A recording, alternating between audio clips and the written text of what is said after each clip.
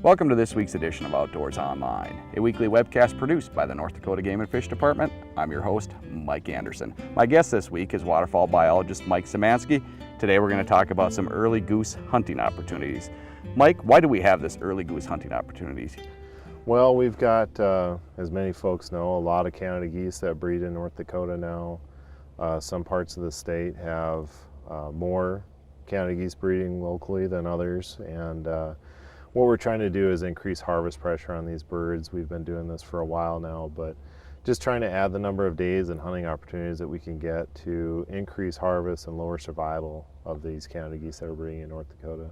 When does the early goose hunting opportunity start, Mike? So we're starting August 15th, and anything before September 1st is technically not a hunting season. In the case of Canada geese, the days in August are a management take. And those days actually don't count against our hunting season days. So during the regular hunting season, after September 1st, we get 107 days to shoot Canada geese.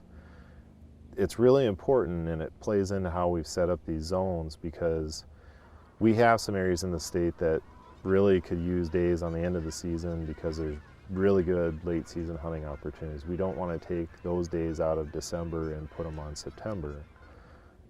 Trying to get an extra hunting opportunity at the beginning, because there just isn't that big of a problem in some of the areas in the western part of the state, and the late season opportunities are quite good. So that's why it gets into implementing these zones, is to try to have extra days in September, and then we take those days out of December, and parts in the eastern part of the state just don't have those late season zones. So it's important to know, though, that our August days, part of that management take, do not count against that. So we can have those days, the 15th of August through the 31st, without consequence to late season hunting.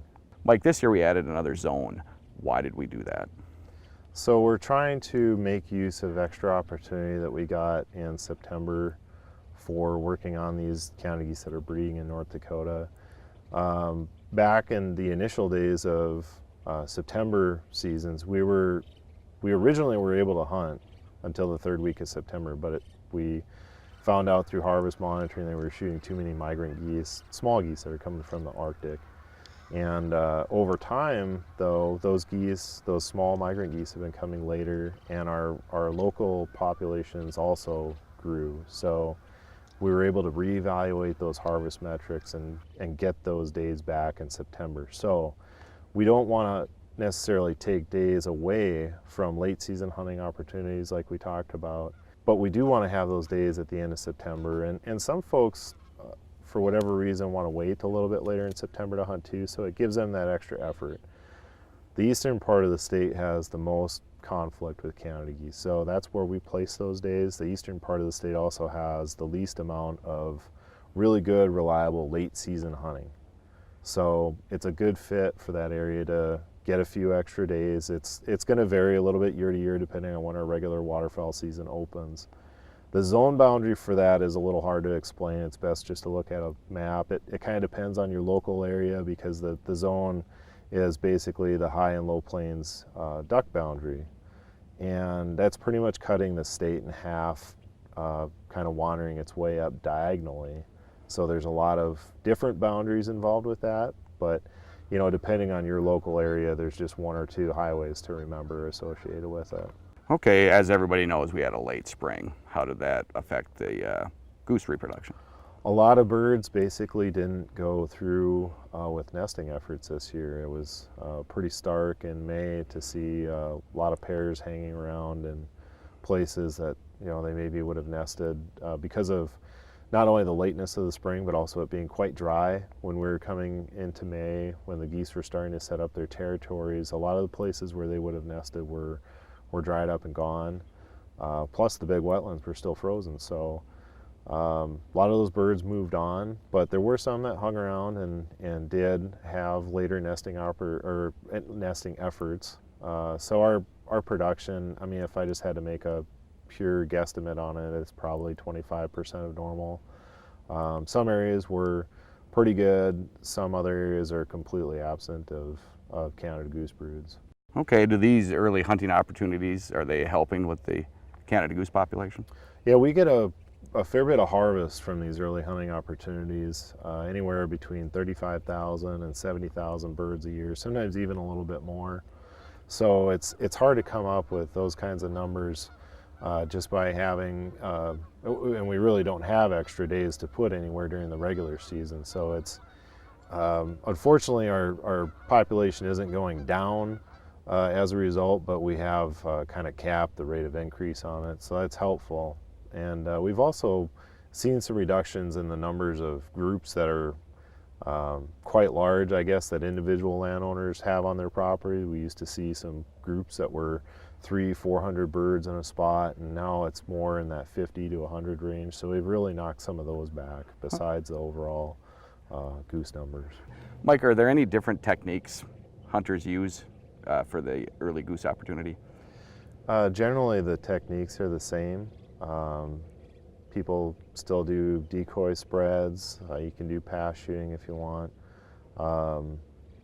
Bigger differences probably come into some of the camouflage that folks use earlier in the year. You might want to have a little bit of green involved. Certainly bug spray. You know, some mornings and evenings actually aren't too bad for mosquitoes in August and September. You just kind of pick your battles, but always be prepared in case there are a lot of mosquitoes.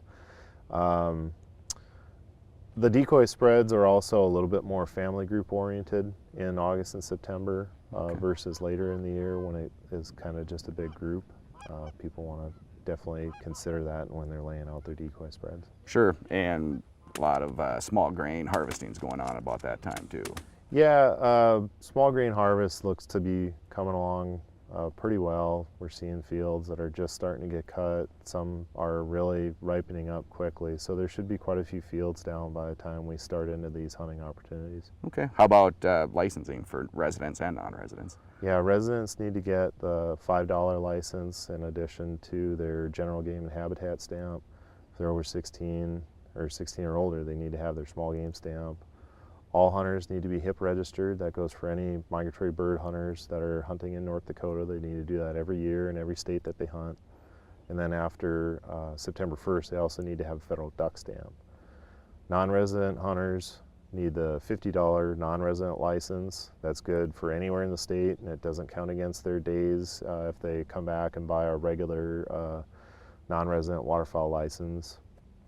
And they also need to be HIP registered and have the federal duck stamp after September 1st. Okay, what are the bag limits?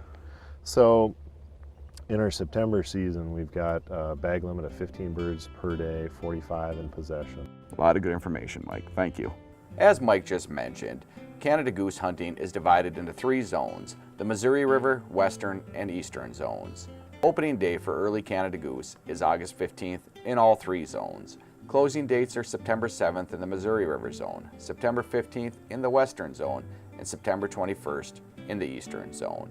Shooting hours for early Canada goose are 1/2 hour before sunrise to sunset daily. For more information, go to the Game and Fish website at gf.nd.gov. For waterfowl biologist Mike Szymanski and the rest of the staff here at the Game and Fish Department, thanks for joining us for this week's Outdoors Online. We'll see you again next week.